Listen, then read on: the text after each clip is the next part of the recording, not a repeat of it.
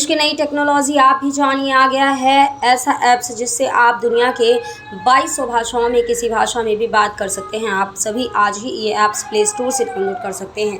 Tool है जिसके तहत आप सभी भाषाओं में बातचीत कर सकते हैं। जैसे फॉर एग्जांपल हमारा देश एक डाइवर्स कंट्री है, 22 लैंग्वेज है। मैं तमिलनाडु में जाता हूँ, मुझे तमिल नहीं आती है, तो मैं वहाँ के किसी तमिल हिंदी न जानने वाले से कैसे बात करूँ।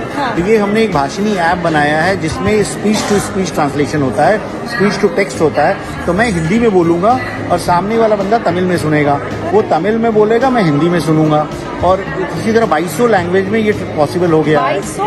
2200 भाषाओं में ये बनाया गया है, ट्रांसलेशन हो सकता है और हमको बस बोलना है और वो इमीडिएट ट्रांसलेट हो जाता है। और साथ में G20 के लिए हमने G20 की भाषाओं को भी इंटीग्रेट कर लिया है। जैसे इंडोनेशियन है, जापानीज है, स्पेनिश, फ्रेंच, रशियन।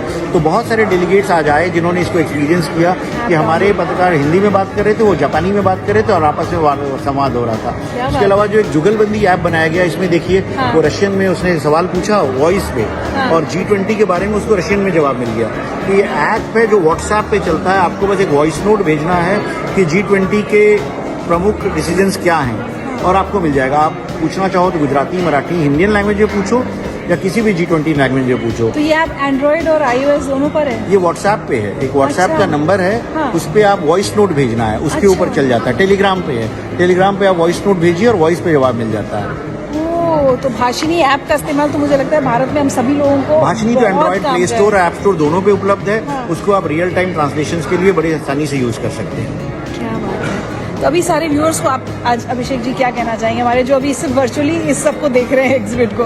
मैं बस यही कहना चाहूंगा कि जो G20 का थीम है, one worth, one family, one future, और अगर हमको पूरे दुनिया को जोड़ना है तो डिजिटल टेक्नोलॉजीज इसमें एक अहम रोल प्ले करेंगी टू यूनाइट द वर्ल्ड। और जैसे हम कहते हैं ग्लोबल विलेज, तो अगर हमको वन अर्थ, वन फैमिली और वन फ्यूचर को चरितार्थ करना है तो digital transformation projects will play a big role in helping to achieve this. और इसमें बहुत इंपॉर्टेंट बात है कि भारत इसमें बहुत एक लीडर वाला रोल फॉलो कर रहा है, ना कि फॉलोअर वाला। नहीं, इसमें इनफैक्ट सारे दुनिया के लोग जानते हैं कि हमारे यहाँ जैसे फॉर एग्जांपल कोविड का वैक्सीनेशन हुआ, तो डिजिटल हुआ पूरा, सारे लोगों को सर्टिफिकेट्स मिल गए। और अगर हम नहीं करते तो 100 करोड़ के देश में लोगों को याद दिलाना कि कौन सा वैक्सीन लिया था, कोविशील्ड लिया था, कोवैक्सीन लिया था, अगला डोज 28 दिन के बाद लेना है कि 84 दिन के बाद लेना है, लोग भूल जाते।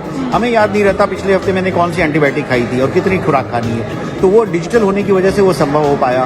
तो अब उसको हम यूनिवर्सल वैक्सीनेशन प्लेटफॉर्म बना रहे हैं कि बच्चों को जो BCG, पोलियो, टेटनस, DPT और मीजल्स, रूबेला के टीके दिए जाते हैं, उसका भी डिजिटल रिकॉर्ड बन जाए। तो उसको यूविन के नाम से बन रहा है। तो कल को ये सॉल्यूशन जो है वो पूरा विश्व अडॉप्ट करेगा। और अफ्रीकन यूनियन आज G20 को ज्वाइन किया है, तो अफ्रीका के देश, एशिया के देश, उनमें भी बड़ी उत्सुकता है इस तरह के सॉल्यूशंस को अडॉप्ट करने के लिए।